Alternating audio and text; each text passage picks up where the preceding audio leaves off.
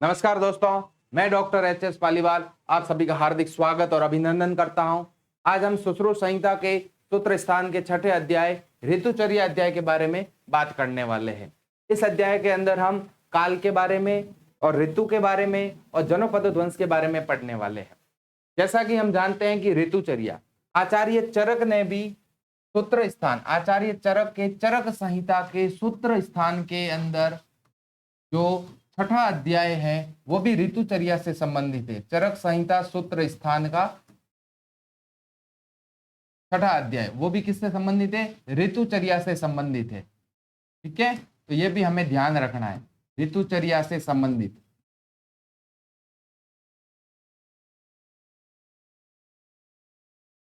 उस अध्याय का नाम है तस्य शीति अध्याय।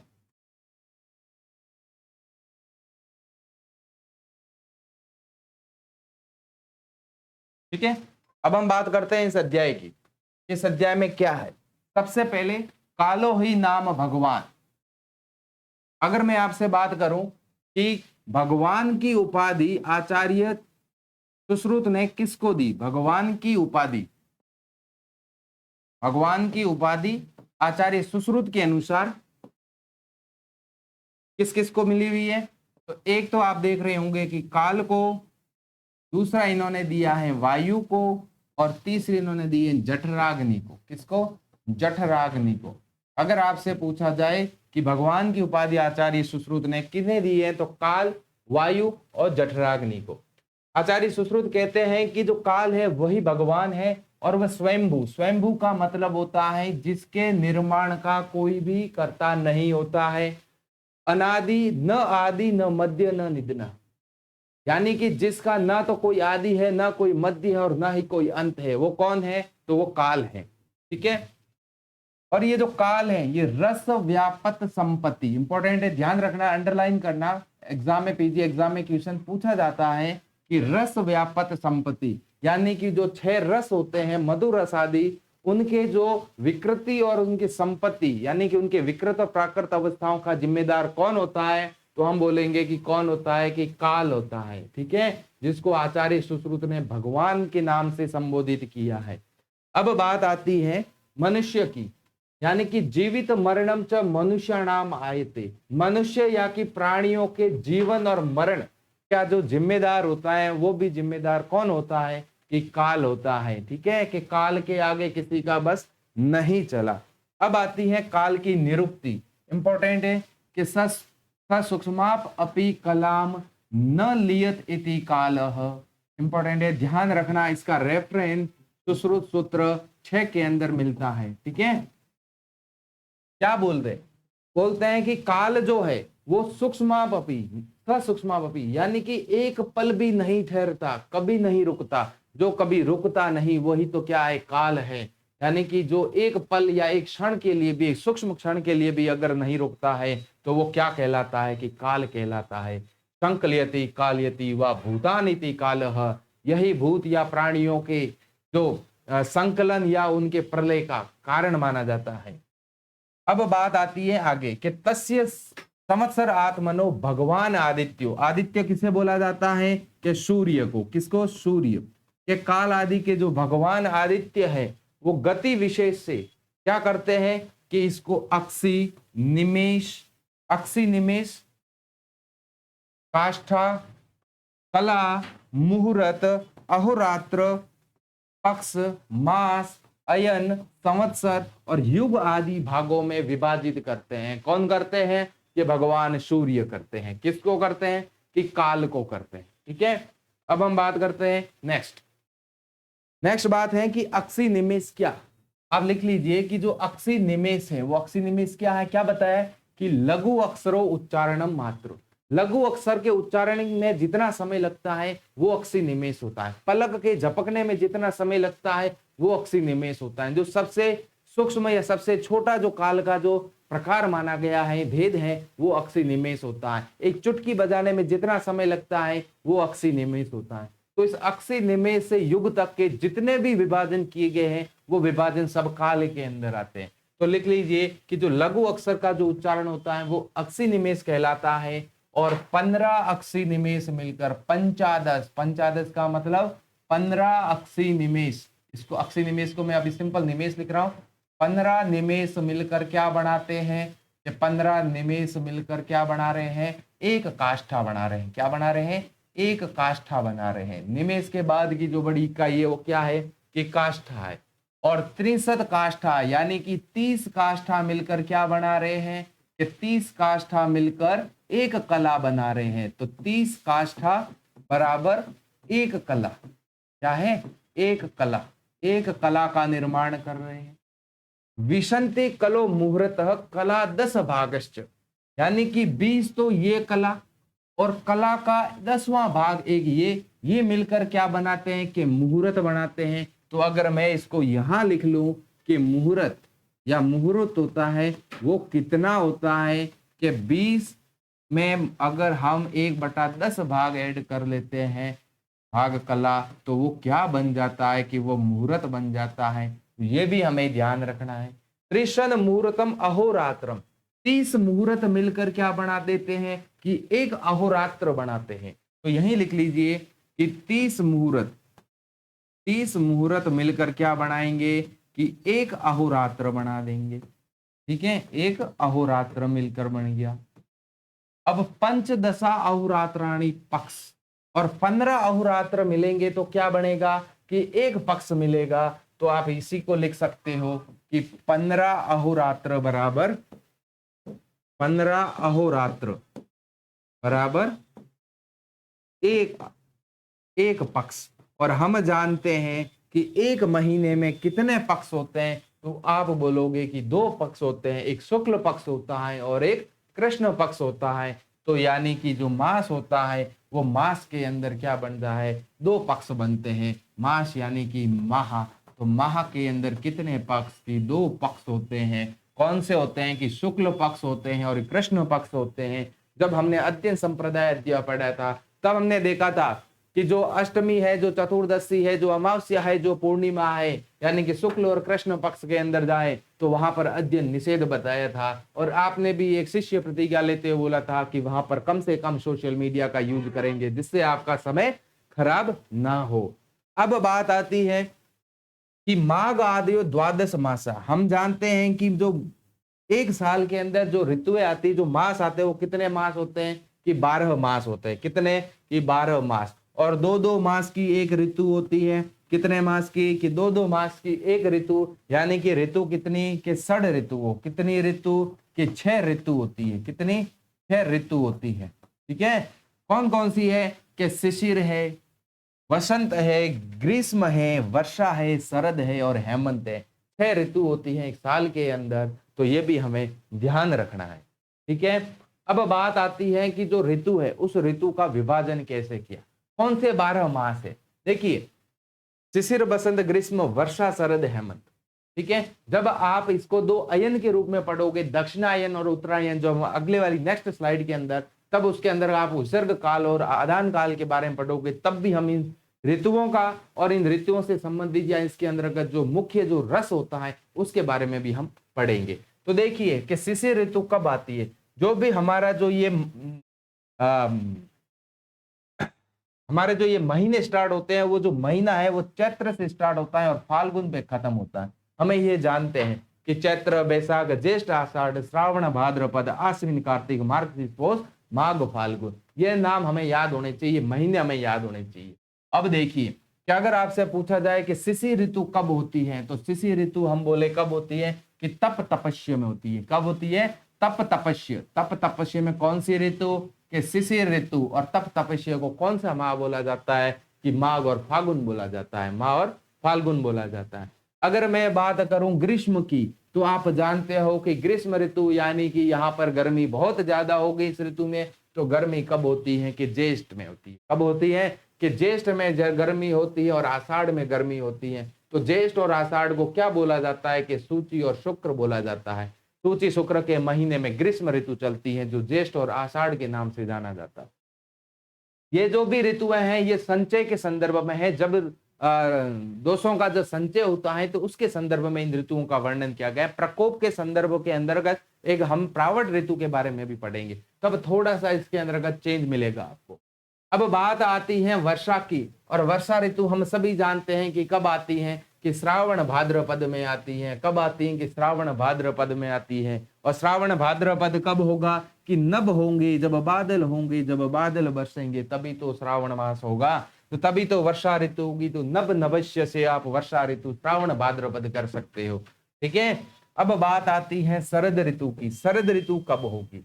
अब शरद ऋतु कब होती है? जब आश्विन आता है, जब कार्तिक आता है। आश्विन और कार्तिक के महीने को क्या बोला जाता है? कि शरद ऋतु बोली जाती है। हम पढ़ते हैं कि शरद ऋतु के अंदर हंसोदक मिलता है, यहाँ पर चंद्रमा की शीतल शीतल चांदनी मिलती है, तो वो शरद ऋतु होती है। और यहाँ पर जो मंथ आता है वो ईश और ऊर्ज के नाम से जाना जाता है, जहां पर ऊर्जा की अनुभूति होती है। वो ऋतु कौन सी? तो बोले हम शरद ऋतु। बात करते हैं हेमंत ऋतु की, तो हेमंत ऋतु जो होती है वो ठंडी ऋतु होती है। और ठंड हमेशा कब पड़ती है? कि माघ शीश और पूष में ज्यादा ठंड पड़ती है। और जब पूष में ज्यादा ठंड पड़ती है तो वो ऋतु कौन सी? तो हम बोलेंगे वो ऋतु हेमंत ऋतु है। और सह सहस्य, सह सहस्य का मतलब होता है कि साथ साथ की रहने वाली सह सहस्य ऋतु। हेमंत ऋतु में जब ज्यादा ठंड पड़ती है तो लोग घरों से कम बाहर निकलते हैं, तो जब कम बाहर निकलते हैं तो साथ साथ रहते हैं, और साथ साथ रहते हैं तो ऋतु कौन सी? तो हम बोलेंगे हेमंत ऋतु। बात आती है बसंत ऋतु की। बसंत ऋतु को कौन सी ऋतु बोली जाती है? कि बसंत ऋतु जो होती है चैत्र मास में आती है। जब चैत्र मास के अंदर, बसंत के अंदर स्पेशली बोला जाता है कि हमें कैसे कपड़े पहने चाहिए, कि पीले वर्ण के कपड़े पहने चाहिए। जब वहां पर सरसों की जो फसल की कटाई की जाती है तब वो चैत्र वैशाख होता है। तो चैत्र और वैशाख के अंदर अगर कोई ऋतु होती है तो कौन सी ऋतु है? कि वसंत ऋतु है। और इसको क्या बोलते हैं? मधु और माधव ऋतु, माधव के नाम से, माह के नाम से भी जानते हैं। हम जानते हैं कि जो बसंत ऋतु होती है ना, वो बसंत ऋतु को एक तरीके से रोमांटिक ऋतु भी बोलते हैं। क्या बोलते हैं? कि रोमांटिक ऋतु। क्यों बोला जाता है वो भी हम आगे पढ़ेंगे। देखो रोमांटिक जो ऋतु होती है, अब आपको इसको याद कैसे करना? माधव, माधव कौन? हमारे माधव, हमारे गोविंद, हमारे कृष्ण।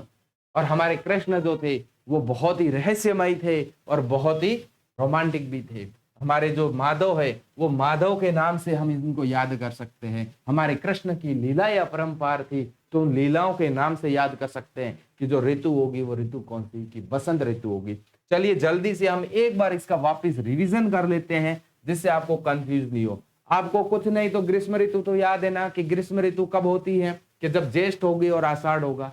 आपको वर्षा तो नहीं भूल सकते ना, कि वर्षा कब है? कि श्रावण भाद्रपद, यानी कि जब बादल होंगे, जब नभ होंगे, नभ से पानी टपकेगा, नभ नभस्य होगा, तब क्या होगा? कि वर्षा ऋतु होगी। मैं बात करूं शरद ऋतु की, तो शरद ऋतु जो शरद ऋतु का महीना होता है वो कैसा माना जाता है? सबसे जो कल्याणकारी, मंगलकारी और पुण्य महीना माना जाता है। और महीना कौन सा होता है? कि हम बात करते हैं कार्तिक की। तो आश्विन और कार्तिक के महीने के अंदर आप देखते होंगे कि लोग पूरे महीने सुबह जल्दी उठकर कुएं के पानी से नहाते भी हैं। ये जो पुण्यदायक जो होता है वो कौन सा होता है? कि शरद ऋतु होती है। हेमंत ऋतु, हेमंत ऋतु के अंदर बहुत ज्यादा ठंड होती है। ठंड होती है तो लोग घर से बाहर नहीं निकलते, इसलिए वो साथ साथ रहते हैं। तो सह सहस्य के नाम से भी ये माह होता है। और ऐसे ध्यान रखो तो पो के अंतर्गत, पोष मास के अंदर सबसे ज्यादा ठंड रहती है। तो मार्गशीर्ष और पोष जो होंगे वो हेमंत ऋतु होगी। हेमंत के बाद में जब दो सर्दियों के और महीने मिलते हैं तो वो शिशिर ऋतु के नाम से जाने जाते हैं। और शिशिर ऋतु के अंदर माघ और फाल्गुन होता है। क्या होता है? माघ और फाल्गुन होता है। ठीक है, जिसको तप और तपस्या बोला जाता है। ठीक है, तो ये हमें ऋतुओं का जो विभाजन है महीनों के आधार पर, उसको भी आपको ध्यान रखना है। और ये जो विभाजन है वो दोषों के संचय के आधार पर किया गया। अब हम बात करते हैं विसर्ग काल और आदान काल की। क्या होता है विसर्ग काल? हमने बात की थी अयन की, कि साल में दो अयन होते हैं, एक होता है दक्षिणायन, एक होता है उत्तरायण। दक्षिणायन को बोला जाता है विसर्ग काल। अब इस काल के अंदर आप देखिए कौन से ऋतुएं आती है। तो देखिए इसके अंदर वर्षा ऋतु आएगी, शरद आएगी और हेमंत आएगी। ठीक है, और इस ऋतु के अंदर जो रस होगा वो रस कौन सा? कि वर्षा ऋतु में अम्ल रस बलवान होता है।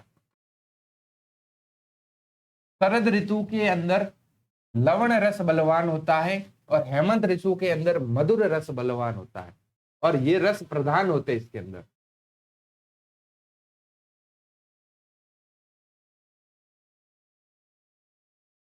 बात करते हैं उत्तरायण की, तो उत्तरायण में शिशिर, बसंत और ग्रीष्म ऋतु आती है। और शिशिर ऋतु के अंदर जो रस प्रदान होता है वो तिक्त रस प्रदान होता है, और बसंत ऋतु के अंदर जो रस प्रदान होता है वो कसाय रस प्रदान होता है। और ग्रीष्म के अंदर हम जाते हैं कि इस ऋतु के अंदर अगर कोई रस प्रदान होगा तो वो कौन सा होगा, कि कटु रस प्रदान होगा। तो हमें इन चीजों का भी ध्यान रखना है कि दक्षिणायन और उत्तरायण क्या होगा। और दक्षिणायन के अंदर जो बलवान होता है वो बलवान क्या होता है, कि चंद्रमा बलवान होता है। और उत्तरायण के अंदर जो बलवान होता है वो सूर्य बलवान होता है। इसलिए सूर्य जब बलवान होगा तो हमारी ऊर्जा का शोषण होगा, यानी कि यहाँ पर कम बल मिलेगा और यहाँ पर अधिक बल मिलेगा। ठीक है, तो ये भी हमें ध्यान रखना है।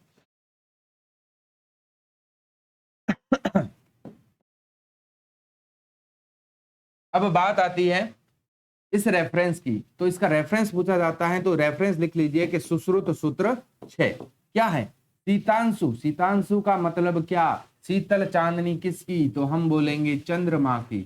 शीतांशु क्लेदित्य उर्वी, उर्वी का मतलब क्या, कि पृथ्वी। क्या होता है, कि पृथ्वी। विवस्वान, विवस्वान यानी विवस्वान क्या होता है, कि विवस्वान होता है सूर्य।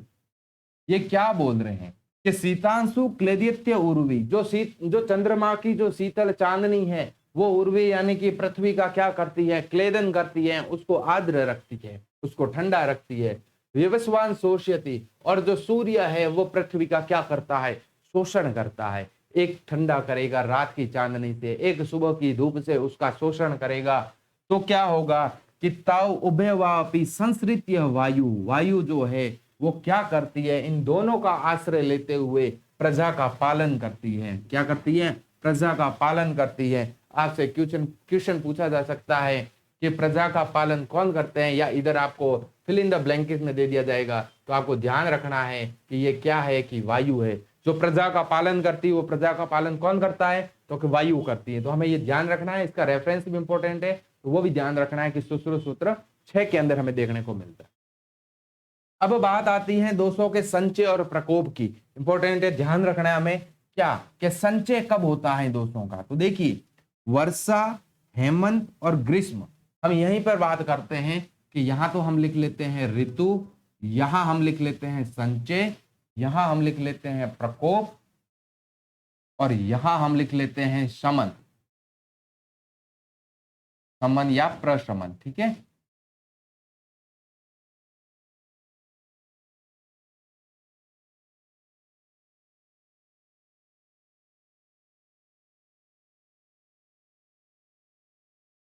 ऋतु कौन सी हमारी, देखिए अब देखो दोषों का संचय, प्रकोप, प्रशमन, यानी कि कौन से दोष का संचय किस ऋतु के अंदर होता है। वर्षा, हेमंत, ग्रीष्मेशु संचिता नाम दोषा नाम, शरद बसंत प्रावटेशु च प्रकोपिता नाम। ये तो क्या है, कि प्रकोप हो रहा है। ठीक है, और ये क्या हो रहा है, संचय हो रहा है। तो अब मेरे को ये बताइए कि वर्षा ऋतु में किसका संचय होता है, और हेमंत ऋतु में किसका संचय होता है। कि वर्षा में संचय किसका हुआ, तो हम बात करेंगे वर्षा में संचय की बात करेंगे तो किसका हुआ, कि पित्त दोष का हुआ। किसका हुआ, कि पित्त का हुआ। अगर हम बात करें हेमंत में संचय किसका हुआ, हेमंत में जो संचय होता है वो किसका होता है, कि हेमंत में संचय जो हुआ, हेमंत ऋतु में, वो इसमें संचय किसका हुआ, कि कफ दोष का हुआ।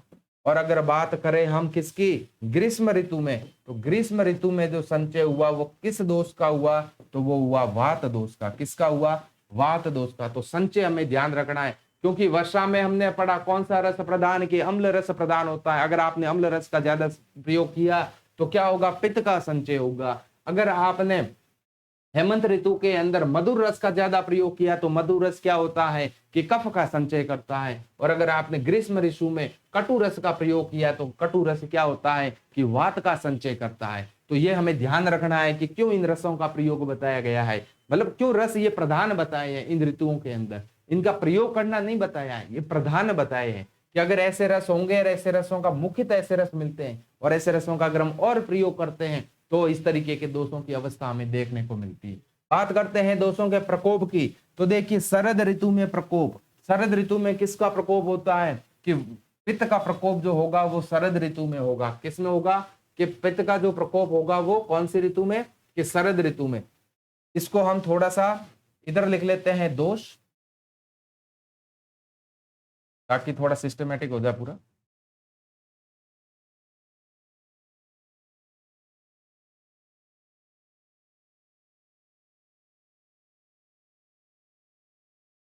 यहां पर हो गया पित्त, चलो पित्त से ही शुरू करते हैं, कोई बात नहीं। ये हो गया कफ और ये हो गया वात। और हमने इधर बात की संचय की, तो संचय, पित्त का संचय एक बार रिपीट कर लीजिए। पित्त का संचय वर्षा ऋतु में, कफ का संचय हेमंत ऋतु में, और वात का संचय ग्रीष्म ऋतु में। किस ऋतु में? ग्रीष्म ऋतु में। अब हम प्रकोप की बात करें तो पित्त का प्रकोप कौन सी ऋतु की? शरद ऋतु के अंदर। किस ऋतु के अंदर?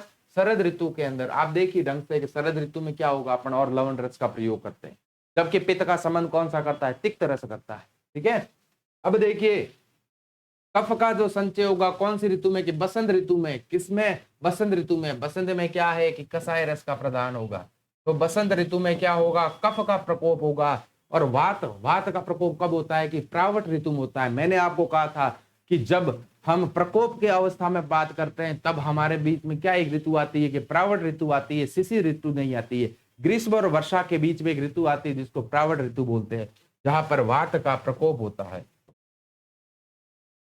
प्रावट ऋतु, ठीक है, प्रकोप किसमें? प्रावट ऋतु के अंदर होता है। जब संचय अवस्था में दोष बढ़े हुए रहते हैं और वहां पर अगर इसका निहरण नहीं किया जाता है तब क्या होता है? कि दोष प्रवर्ध अवस्था में होते हुए और उनका प्रकोप इन जो ऋतुएं बताई कि उस ऋतु के अंदर होता है। और इस अवस्था में क्या करना चाहिए? निहरणम कर्तव्यम। क्या करना चाहिए? कि निहरणम कर्तव्य करना चाहिए। ठीक है, तो ये हमें ध्यान रखना। समन, मैं आपको समन भी साथ में पढ़ा रहा हूं, लेकिन एक इसकी स्लाइड के बाद में, पहले आप एक स्लाइड देख लीजिए, फिर हम एक साथ में इसको लिखते हैं ताकि आपको अच्छे से समझ में आए। अब देखिए, अब इनका, हाँ, अब देखिए हम इसका क्या कर रहे हैं कि समन। अब पैती का नाम व्याधि नाम उपशमनो। उपशमनो यानी कि समन कौन सी ऋतु में? कि हेमंत ऋतु में कर रहे हैं। किस में कर रहे हैं? कि हेमंत ऋतु में कर रहे हैं। आप यहां देखिए कि देखिए हेमंत ऋतु, हेमंत ऋतु के अंदर हम इसका क्या कर रहे हैं? कि समन कर रहे हैं। किसका? पित्त प्रदान रोगों का। ठीक है, हेमंत ऋतु चली जाएगी। और अगर हम बात करें कफ की, तो कफ जो रोग होंगे निदागे। निदागे किसको बोलते हैं? कि निदागे बोलते हैं ग्रीष्म ऋतु को। किसको बोला जाता है? कि ग्रीष्म ऋतु को। तो कफ का जो समन होगा वो ग्रीष्म ऋतु में होगा, क्योंकि वहां का जो फैला हुआ जो या जमा हुआ जो बसंत ऋतु के अंदर जो कफ है वो क्या होगा? ग्रीष्म ऋतु की उष्णता से क्या हो जाएगा? कि पिघलना शुरू होगा। और अगर वात का संबंध बोले तो कौन सी ऋतु? की शरद ऋतु होगी। कौन सी ऋतु? की शरद ऋतु होगी। तो अगर हम कफ की बात करें तो कौन सा? कि ग्रीष्म में। और अगर मैं बात करूं इसकी वात की तो कौन सी? कि शरद के अंदर। अब आप थोड़ा सा ध्यान से इसको एक बार देख लीजिए, वापिस एक बार देखिए। ठीक है, अब मेरे को ये बताइए कि जो समन है, समन, पित्त का संबंध किसमें? कि हेमंत में। तो जो ये पित्त है ना वो इधर चला गया। जो कफ का जहां संचय होता है वही पित्त का समन होता है। अब वात का संचय कब होता है? ग्रीष्म में हुआ। तो फिर कफ का जो समन हुआ वो कहाँ हुआ? कि ग्रीष्म में हुआ। हम जानते नहीं कि वात और कफ सिर्फ शीत गुण में समान होते हैं, बाकी उल्टे होते हैं, उल्टे होते हैं ना। तो जिसमें यहाँ पर वात का संचय होगा उसी गुण से, उसी ऋतु के अंदर तो कफ का समन होगा ना। अब बात आती है वात के समन की। तो वात का समन कब होगा? कि शरद ऋतु में होगा, जब पित्त का प्रकोप होगा। जब क्या होगा? पित्त का प्रकोप होगा। और शरद ऋतु के अंदर देखिए कौन सा रस? की लवण रस होता है। और जो लवण रस होता है वो वात का क्या होता है? कि सामक माना जाता है। ठीक है, तो ये भी हमें ध्यान रखना है। अम्ल भी वात का सामक होता है, मधुर, अम्ल और लवण। ठीक है, तो ये ध्यान रखना। तो ये तीनों का तीनों हमें ध्यान रखना है, इनके संचय, प्रकोप और प्रसर में। और प्रकोप के संदर्भ में जो ऋतु आती है उस ऋतु का नाम क्या होता है? कि प्रावट ऋतु होती है, जो ग्रीष्म और वर्षा ऋतु के मध्य के अंदर आती है। तो ये हमें ध्यान रखना है। अब बात आती है स्वभाव एवं संचय, प्रकोप, उपशमन। और ये स्वभाव सही होते हैं। एक क्वेश्चन आया था आरपीएससी 2021 लेक्चरशिप, शल्य लेक्चरशिप के अंदर। क्या क्वेश्चन था? कि दोषों का अपहरण। क्या क्वेश्चन पूछा गया था? कि दोषों का अपहरण, अपहरण, अपहरण यानी कि उसकी चिकित्सा, अपहरण किस अवस्था में किया जाता है? ये एक षट क्रिया काल का क्वेश्चन है, लेकिन अभी यहीं पर हम बात कर रहे हैं तो इसमें लिख लेते हैं कि दोस्तों का अपहरण किस अवस्था में या किस क्रियाकाल में किया जाता है, किस क्रियाकाल के अंदर, ठीक है, किस क्रियाकाल में किया जाता है या किस अवस्था में किया जाता है। तो किस अवस्था के अंदर करेंगे, तो हम आंसर करेंगे किसके अंदर, कौन सी, कि संचय अवस्था में। अगर आपने संचय अवस्था के अंदर ही अगर दोषों का अपहरण कर लिया तो फिर आपको आगे रोग की उत्पत्ति नहीं होगी, क्योंकि ये स्वभाव से ही आगे बढ़ते रहते हैं। तो वेरी इंपॉर्टेंट क्वेश्चन है और ये आरपीएससी 2021 शल्य तंत्र लेक्चरर के अंदर क्वेश्चन पूछा गया है, तो आपको ध्यान रखना है। अब बात आती है कि जिस तरीके से वात और पित्त कफ का हम दिन के हिसाब से यानी कि अहोरात्र के हिसाब से विभाजन करते हैं, उसी प्रकार इन्होंने ऋतुओं का भी विभाजन हुआ। कैसे, आप मेरे को ये बताइए।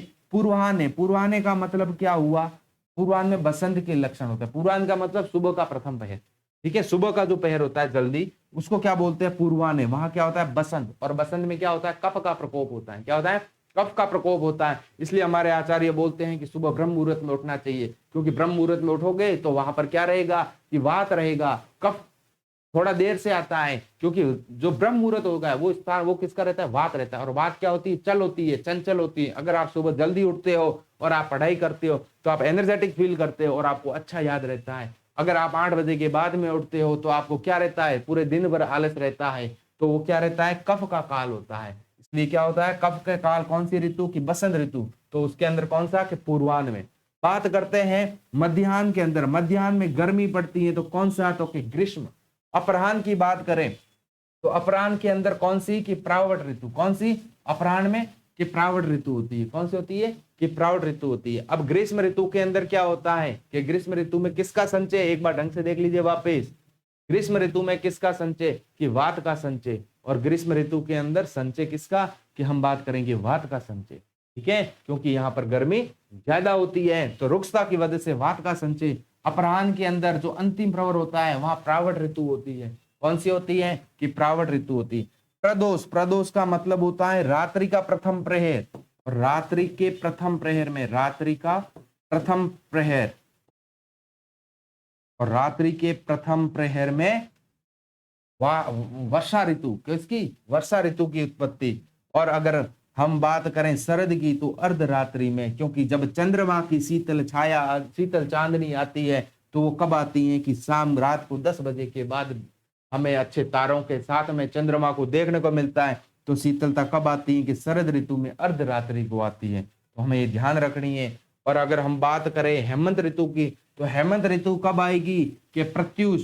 प्रत्यूषी का मतलब हो गया रात्रि का अंतिम प्रहर, रात्रि का अंतिम प्रहर यानी कि ब्रह्म मुहूर्त का प्रहर। कौन सा, ब्रह्म मुहूर्त का। और सुबह सुबह हल्की हल्की ठंड लगती है, रात्रि का अंतिम प्रहर क्या होता है, अंतिम प्रहर। तो ये हमें ध्यान रखना है, अंतिम प्रहर यानी कि ब्रह्म मुहूर्त का समय। कौन सा, इधर मैं लिख लेता हूं कि ब्रह्म मुहूर्त, सूर्य उदय से पहले।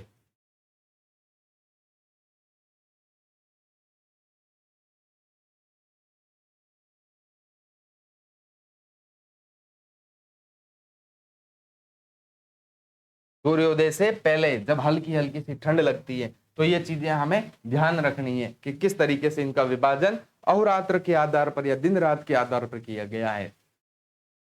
अब बात करते हैं हम किसकी, के जनोपदो ध्वंस की। तो एक लाइन यहीं पर लिख लीजिए कि जनोपदो ध्वंस। जनोपदो ध्वंस नाम किसने दिया, कि आचार्य चरक ने दिया। किसने नाम दिया, कि आचार्य चरक ने दिया है। क्या दिया, आचार्य चरक ने दिया। तो सुश्रुत ने जनोपद ध्वंस को क्या नाम दिया, तो हम बात करेंगे कि सुश्रुत ने इसको मरक नाम से किया है। ये देखिए मरक, तो क्या नाम दिया, कि मरक दिया है। किसने दिया, कि आचार्य सुश्रुत ने दिया है। और अगर मैं बात करूं भेल की तो आचार्य भेल ने इसको क्या नाम दिया है, कि जन मार दिया है। क्या है जनोपदो ध्वंस, पहले ये देखिए कि अव्यापन। अव्यापन का मतलब होता है प्राकृत, प्राकृत ऋतुएं। अगर प्राकृत ऋतु है और प्राकृत अवस्था है, कोई भी ऋतु व्यापद नहीं हुआ है। ऋतु व्यापद क्या है, कि जनोपदो ध्वंस है। अगर कोई ऋतु व्यापद नहीं हुई है, कोई जनोपदो ध्वंस नहीं हुआ है, इसका मतलब ऋतुएं कैसी हैं, प्राकृत है, और अगर ऋतु प्राकृत होगी तो जो भी चीजें होगी वो कैसी होगी कि अच्छी होगी, तो औषधि भी कैसी होगी, औषधि भी प्राकृत होगी, यानी कि दूषित नहीं होगी। उसका यूज करेंगे तो कैसा होगा कि प्राणियों के आयु, बल, वीर्य और ओज के दायक होगी। कौन सी? ये सारी ऋतुएं। जब हम चरक संहिता के अंदर पढ़ते हैं जनोपद ध्वंस, तो वहां पर आचार्य बोलते हैं कि अगर कोई जनोपद ध्वंस या जनमानस के इस तरीके की कोई विपदा नजर आए, तब हमें पहले ही अव्यापन ऋतु के अंदर ही क्या कर लेना चाहिए, औषधियों का संग्रह कर लेना चाहिए, क्योंकि इस अवस्था में जो औषधियां होगी वो पूर्ण रूप से क्या होगी कि ऊर्जावान, आयु और बल प्रदान करने वाली होगी। तो ये हमें ध्यान रखना है। हम कोविड की बात करें तो वो भी एक तरीके का क्या था कि जनपद ध्वंस के ही मान सकते हैं, क्योंकि वहां पर भी तो सब ऋतु व्यापदी हुए थे। ठीक है, तो हम इनको मान सकते हैं। कोई भी महामारी है वो इसके अंदर हम मान सकते हैं। ठीक है, अब बात आती है व्यापद। व्यापद यानी कि क्या हो गया, ऋतु का व्यापद हुआ। तो ऋतु का व्यापद अगर आपसे पूछा जाए, यहीं पर आप लिख लीजिए कि ऋतु व्यापद या जनोपदो ध्वंस, ऋतु व्यापद, यहीं पे लिख लीजिए ऋतु व्यापद या फिर जनोपदो ध्वंस। पदोध्वंस का कारण क्या है, क्या कारण है? तो क्या कारण बताया है कि आचार्य सुश्रुत ने क्या बताया है, अदृष्टकारिता, यानी कि पता नहीं, अदृष्टकारिता। क्या कारण बताया है? तो यहां लिख लीजिए सुश्रुत बराबर अदृष्टकारिता।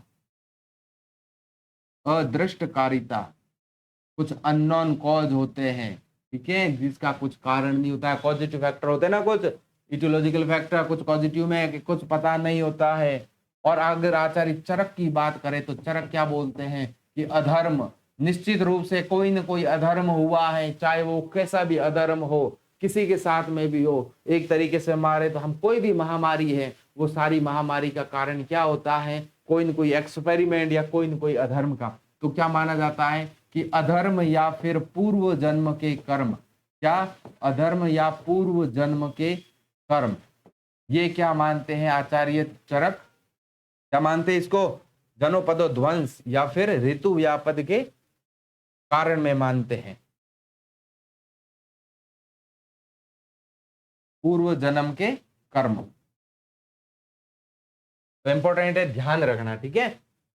तो अदृष्टकारिता, अदृष्टकारी होगी तो शीत, उष्ण, वात, वर्षा, इन ऋतुओं का क्या हो जाएगा, विपरीत होगा। यानी कि कभी कभी आपको ऐसा लगेगा कि गर्मी में सर्दी लग रही है, या बारिश हो रही है, बारिश के समय पे गर्मी लग रही है, और ठंड के समय में गर्मी लग रही है, मतलब उल्टी सीधी। जब बारिश का मौसम होगा तो बारिश नहीं होगी, जब ठंड का मौसम होगा तो बारिश हो जाएगी। तो इस तरीके का जो व्यापद होता है वो व्यापद किस में आता है, ऋतु व्यापद में आता है, जिसका कारण आचार्य सुश्रुत ने अदृष्टकार बताया है और चरक ने अधर्म और पूर्व जन्म के कर्म बताए हैं।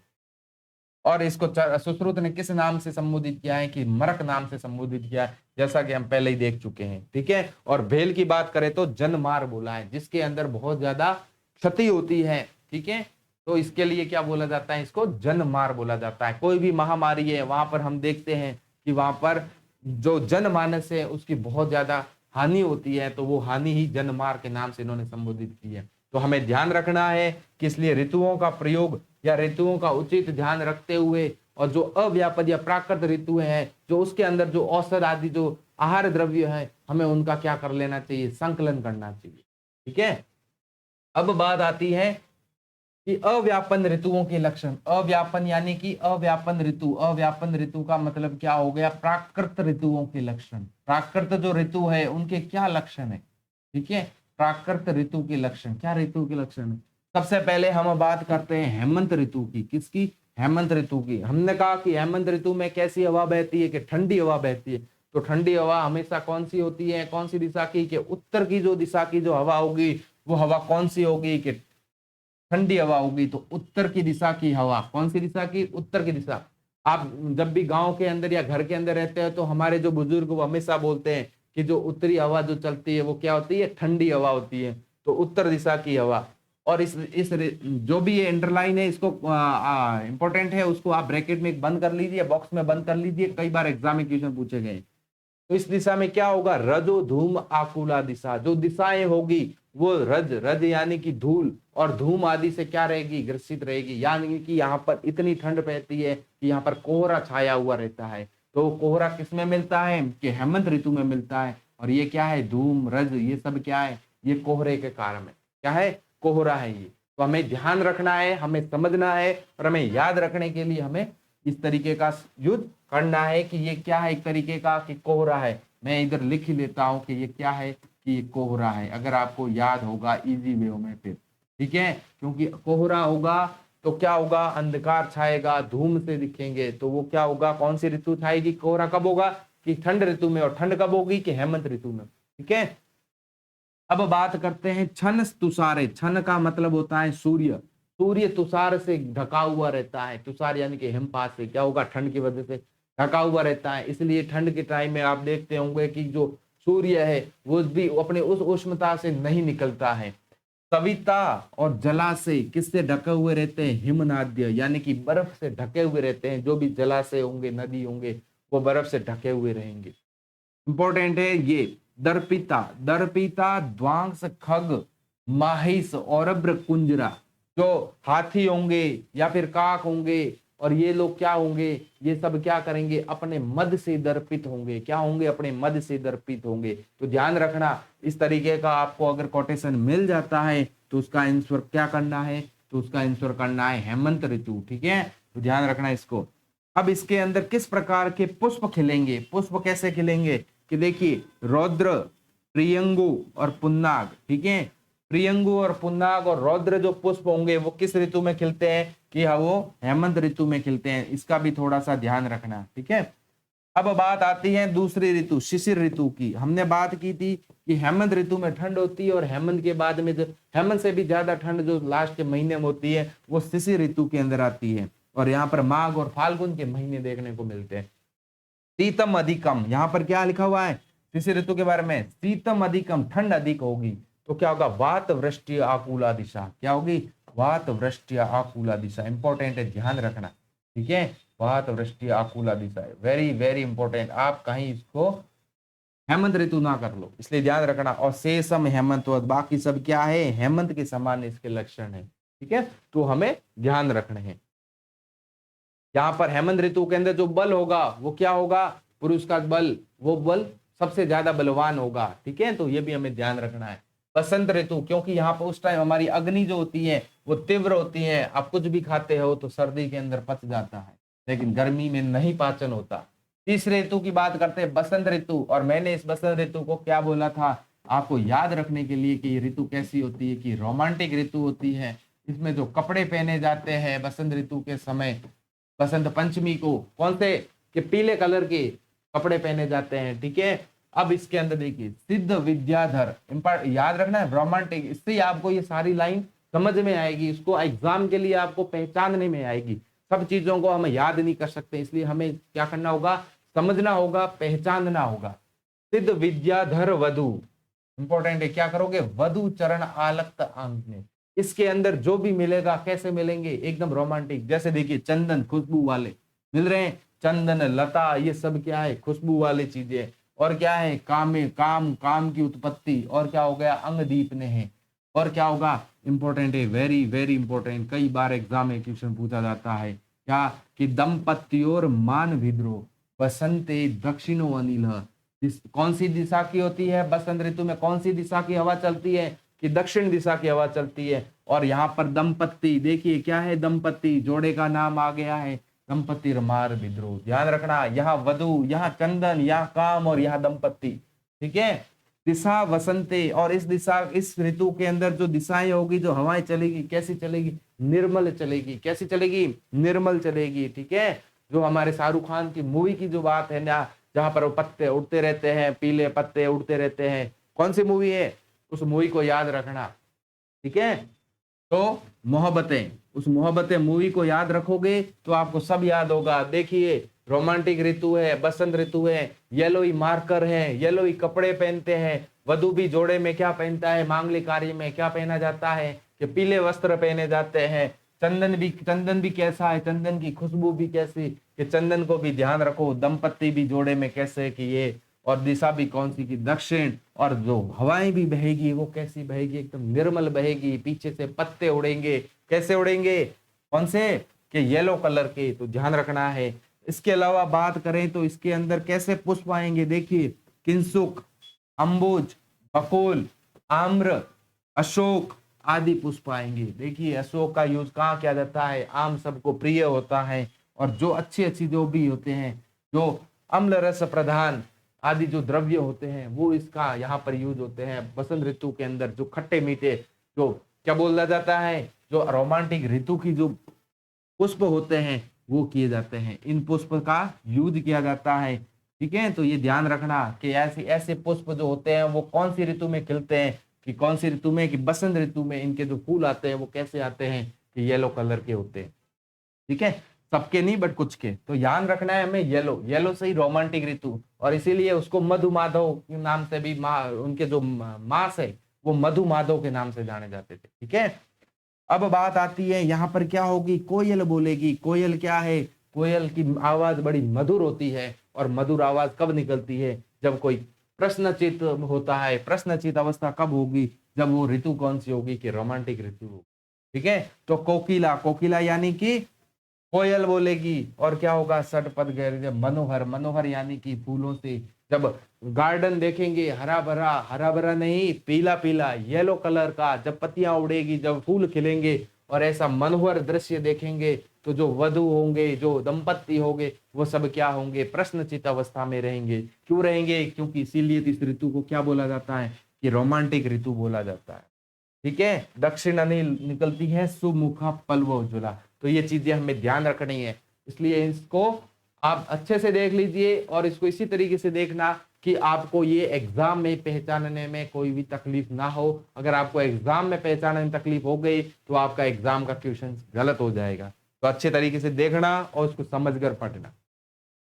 अब बात आती है हमारे चौथी ऋतु, ग्रीष्म ऋतु की। गर्मी, गर्मी किसी को भी पसंद नहीं है। क्यों नहीं है पसंद, क्योंकि गर्मी में बहुत पसीना आता है, बहुत प्यास लगती है, पीने को हर जगह पानी नहीं मिलता, ऐसा ही बोलते हैं क्या। तो वायु कैसी होती है, कि नैऋत्य असुख, नैऋत्य दिशा की वायु निकलती है, और क्या होगा, असुख, अच्छा नहीं लगता है, क्योंकि यहाँ पर क्या होता है, बिल्कुल एकदम ड्राइनेस होती है, और इचिंग और कई स्किन डिसऑर्डर आपको लगते हैं वर्षा और ग्रीष्म के अंदर, और इचिंग होती है, ड्राइनेस होती है, अजीब सा लगता है। क्यों लगता है, क्योंकि गर्मी पसंद नहीं। फिर क्या लगाते हैं हम, एसी लगाते हैं। क्यों लगाते हैं, क्योंकि ठंडी चाहिए। इस ऋतु में क्या होगा, भूज तपता, जो पृथ्वी होती है वो तपती है, तपती रहती है, तो तपती है तो क्या होगा, सरितस तनवो, यानी कि जो नदियां हैं वो सूखती हैं, जलाशय है वो सूखते हैं, क्योंकि पानी कम होता है। सूर्य की ऊष्मा तेज आती है, और सूर्य की तेज ऊष्मा आती है तो क्या होगा, कि जो जलाशय होंगे, जो नदियां होगी वो क्या हो जाएगी, कि सूखेगी। और क्या होगा, भ्रांत चक्रा है युगला, जो चक्र का जो युगला है, चक्र का वो युगल जो होगा वो क्या करेगा, वो जोड़ा पानी के लिए इधर उधर भटकेगा। क्या करेगा, भटकेगा, इधर उधर भटकेगा, गर्मी से भटकेगा, पानी से भटकेगा। इंपॉर्टेंट है, ध्यान रखना। अगर आपसे बात करें, पहे पान आकुला मृगा, हरिण जो होगा वो हिरण क्या करेगा, पानी के लिए व्याकुल रहेगा, पानी पीने के लिए इधर से उधर दौड़ेगा, और उसको पानी नहीं मिलेगा, तो नहीं मिलेगा तो कभी कभी उसको झूठा आभास होता है, उसको लगता है कि शायद आगे उसको पानी दिख रहा है, वो मृग मरीचिका की तरह हो जाता है। कौन, किस ऋतु में, कि ग्रीष्म ऋतु में। तो ध्यान रखना, स्वस्थ, वीर, तृण, लता, ये सारे क्या हो जाते हैं, नष्ट होने लगते हैं। क्या होते हैं, नष्ट हो जाते हैं। और विपण अंकित पादपा, तो ध्यान रखना कि ग्रीष्म ऋतु होगी तो नैऋत्य असुख होगा, और जो भूमि तपेगी, जो भी सरिता जलाशय जो भी होंगे, नदी, वो सूखने लगेंगे, और जो चक्रा का जो कपल होगा, वो युगल होगा, वो इधर उधर भटकेगा, और जो मृग होंगे वो क्या करेंगे, पानी के लिए व्याकुल रहेंगे। तो ये हमें ध्यान रखना है। ठीक है, इसमें आपको कोई कंफ्यूजन नहीं होगा, जितना मैं जानता हूं। बात करते हैं पांचवी ऋतु, कौन सी, कि प्रावट ऋतु। कौन सी ऋतु, कि प्रावट ऋतु। अब प्रावट ऋतु में क्या, देखिए प्रावट ऋतु कब होती है, शिशिर, बसंत, ग्रीष्म, वर्षा, शरद, हेमंत, ये संचय की ऋतु है। ठीक है, शिशिर, बसंत, ग्रीष्म। अब वर्षा, तो ग्रीष्म और वर्षा, इस दोनों ऋतुओं के बीच में जो ऋतु होती है वो ऋतु कौन सी होगी, कि प्रावट ऋतु है। कौन सी है, कि प्रावट ऋतु है। तो एक माह आप ग्रीष्म का ले लो, एक माह आप प्रावट वर्षा का ले लो, तो वो ऋतु कौन सी बन जाएगी कि प्रावट बनेगी। किसकी जगह पे शिशिर को हटा देंगे। अब प्रावट ऋतु क्या होगी, अब मेरे को बताओ, यहाँ गर्मी हुई, यहाँ भरी गर्मी है, तो यहाँ पर क्या होंगे कि बादल गरजेंगे। वर्षा में तो वर्षा होगी, आप जानते हो कि यहाँ पे तो बारिश होंगी, लेकिन क्या इसमें क्या होगा, तो देखिए कौन सी दिशा की हवा कि पश्चिम दिशा की हवा। अब क्या लिखा देखो, विद्युत। आप प्रावट ऋतु के बारे में लिखो, क्या लिखोगे कि गरजेगा ज्यादा लेकिन बरसेगा नहीं। गरजेगा ज्यादा,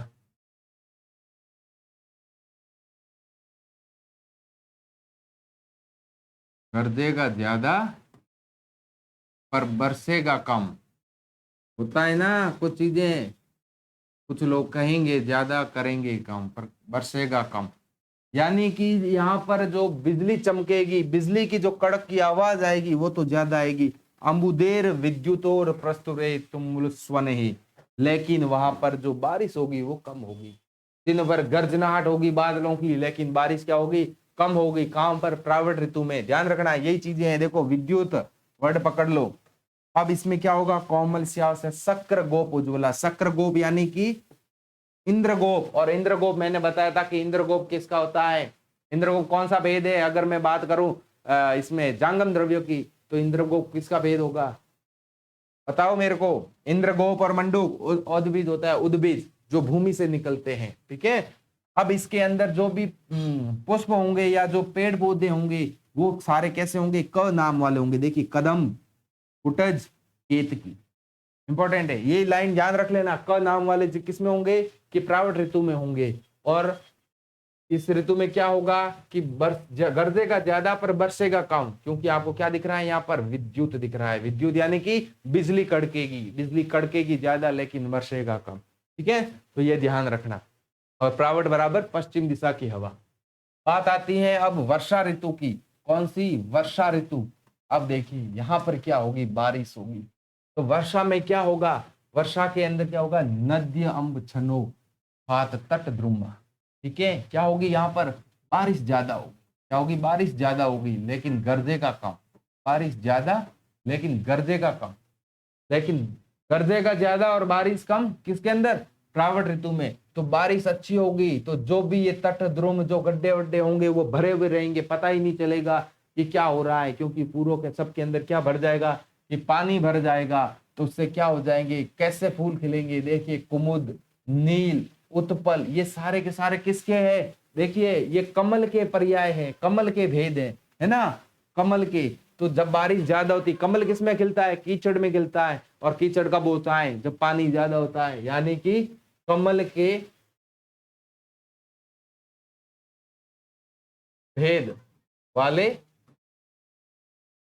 क्या करेंगे अपन, पुष्प या फिर पौधे, जो भी लिखो आप, जब पुष्प खिलेंगे। क्यों खिलेंगे, क्योंकि यहाँ पर बारिश ज्यादा होंगी। और कमल हमेशा कहाँ खिलता है, कि कमल हमेशा कीचड़ में खिलता है। कीचड़ हुआ, कमल के भेद खिले। अब देखो क्या हुआ, भूर अव्यक्त स्थल स्वभ्रा। जो भी भूमि के अंदर जो गड्ढे हैं वो क्या हो जाएंगे, अव्यक्त हो जाएंगे, दिखाई नहीं देंगे। क्योंकि किससे ढके हुए रहेंगे, किससे भरे हुए रहेंगे, कि पानी से भरे हुए रहेंगे। बहुशस्य उपशोभिता, और जो किसान होंगे वो क्या करेंगे कि वो बढ़िया खेती करेंगे, फसलें अच्छी लहराएगी किसके अंदर, कि वर्षा ऋतु में। तो ध्यान रखना, बहुशस्य उपशोभिता कौन सी ऋतु, की वर्षा ऋतु, ठीक है। तो ये भी हमें ध्यान रखना है। तो वर्षा ऋतु में भी ज्यादा कुछ ऐसा आपको कंफ्यूज करने वाला नहीं है। बात करते हैं अंतिम ऋतु कौन सी, कि शरद ऋतु। कौन सी ऋतु, शरद ऋतु। शरद पूर्णिमा में आप चंद्रमा की चांदनी में बैठकर खीर बनाते हो, बनाते ना, तो यही चंद्रमा की चांदनी है। तो इसमें जो सूर्य होगा वो कैसे वर्ण का होता है, कि वब्रू, वब्रू यानी कि पिंगल। कैसा, कि सूर्य कैसा होगा, पिंगल वर्ण का। कौन होगा, कि सूर्य होगा, ठीक है। इधर लिख लेता हूं पूरा, पिंगल वर्ण का सूर्य किस ऋतु में, के शरद ऋतु के अंदर, ठीक है। अब क्या होगा, श्वेताब्र विमलम, जो बादल है वो बादलों से क्या होगा, धीरे धीरे जो भी उनकी है वो साफ होने लगेंगे। और जो आकाश है वो एकदम कैसे दिखाई देगा, एकदम निर्मल दिखाई देगा, ठीक है। क्योंकि अब वर्षा ऋतु खत्म हो गई है। तो क्या होगा, हंसासक संगीते, तो चंद्रमा की चांदनी और तारों की चांदनी, तारों की शीतलता, सब नजर आएगी, तो इसलिए क्या होता है, हंसाशक इंपॉर्टेंट है, आपसे पूछा जा सकता है। इसको हंसोदक नाम से नहीं बताया गया है, लेकिन याद रखने के लिए आप हंसोदक भी बोल सकते हो, ठीक है, ताकि आपको थोड़ा सा आइडिया रहे कि हंसोदक, हंसोदक क्या होता है। हंसोदक, हंसोदक किसमें मिलेगा, अगर एक तरीके से बोले तो शरद ऋतु के अंदर, ठीक है, तो हमें ध्यान रखना है। हंसोदक का मतलब तारों की रोशनी, चंद्रमा की चांदनी, ठीक है, वहां पर बैठ के आप बढ़िया शरद पूर्णिमा के दिन क्या खा रहे हो, छत पे बैठ के खीर खा रहे हो। ओके, अब बात आती है पंख शुष्क ध्रुम आकीर्णा निम्न उन्नत। जब बारिश हो गई इतनी ज्यादा और बहुत ज्यादा बारिश हुई तो भूमि कैसी हो जाएगी, उबड़ खाबड़ हो जाएगी। कैसी हो जाएगी, उबड़ खाबड़ हो जाएगी। और क्या हो जाएगा, कीचड़ हो जाएगा। क्या हो जाएगा, कीचड़ हो जाएगा। तो इस लाइन को ध्यान रखना, इस लाइन, ये लाइन किस ऋतु की है, कि शरद ऋतु की है, वर्षा ऋतु की नहीं है। आप मेरे को बताओ, वर्षा ऋतु में तो पानी भरा हुआ है ना, तो पानी भरा हुआ है तो गड्ढे दिखेंगे थोड़ी, अव्यक्त रहेंगे, नहीं दिखेंगे।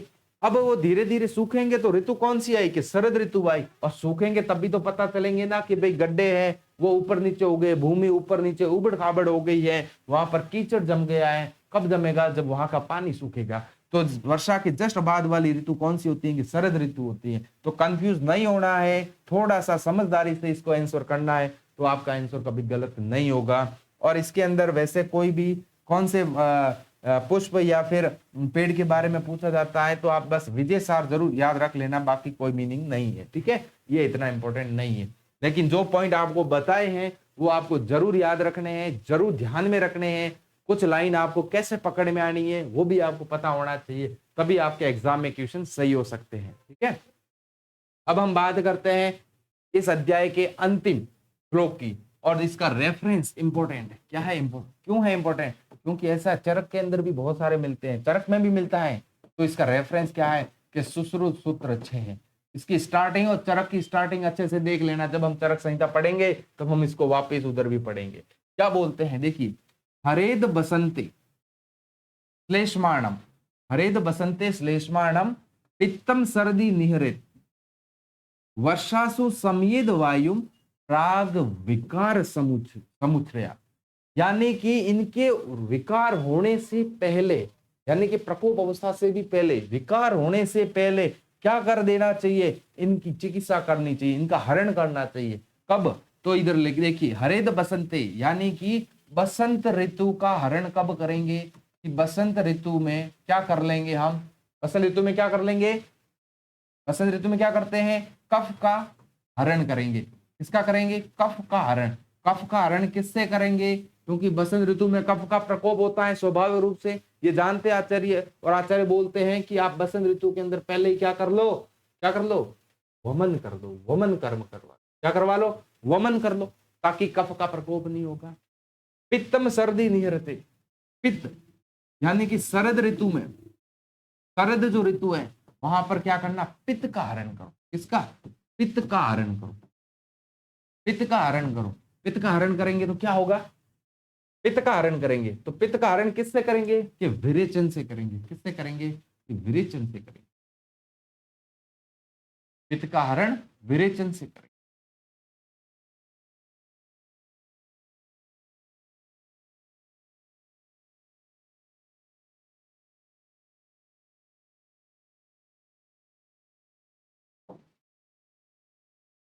पित्त का हरण विरेचन से करेंगे, करेंगे ना। तो शरद ऋतु में विरेचन करवा दो तो पित्त का प्रकोप नहीं होगा। और अगर मैं बात करूं किसकी, के वात का, तो आप देखिए कि वात का हरण किसमें, कौन सी ऋतु में, वर्षा ऋतु में। आप देखिए वात का प्रकोप हमने कौन सी ऋतु में पढ़ा था, कि हमने वात का प्रकोप पढ़ा था किसके अंदर, प्रावट ऋतु के अंदर। जब मैंने आपसे बात की थी कि जब बात प्रकोप अवस्था की आती है तब शिशिर ऋतु को हटा दिया जाता है, तो किसके अंदर बताया जाता है, प्रावट के अंदर प्रकोप होता है वात का। लेकिन अगर शिशिर ऋतु को मानते हैं तो वर्षा ऋतु के अंदर प्रकोप होता है। लेकिन अगर आपसे पूछा जाए कि वात का प्रकोप कौन सी ऋतु में, तो आपको फर्स्ट आंसर क्या करना है, कि प्रावट ऋतु करना है, ठीक है। तो वर्षा ऋतु में किसका हरण करेंगे, कि वायु का करेंगे। किसका करेंगे, कि वात का करेंगे, वात का हरण करेंगे। तो वात का हरण किससे करेंगे, कि वात का हरण क्या करेंगे, कि स्नेहन और बस्ती आदि चिकित्सा से करेंगे। किससे करेंगे, कि बस्ती आदि चिकित्सा से करेंगे। आचार्य बोलते हैं कि इन ऋतुओं के अंदर आप ये कर्म कर लीजिए, आप बीमारी नहीं पड़ोगे। दोषों का संचय नहीं होगा, संचय नहीं होगा तो फिर प्रकोप नहीं होगा। तो आप एक लाइन इंपॉर्टेंट करके यहाँ पे लिख लीजिए कि वात दोष का प्रकोप, वात दोष का प्रकोप।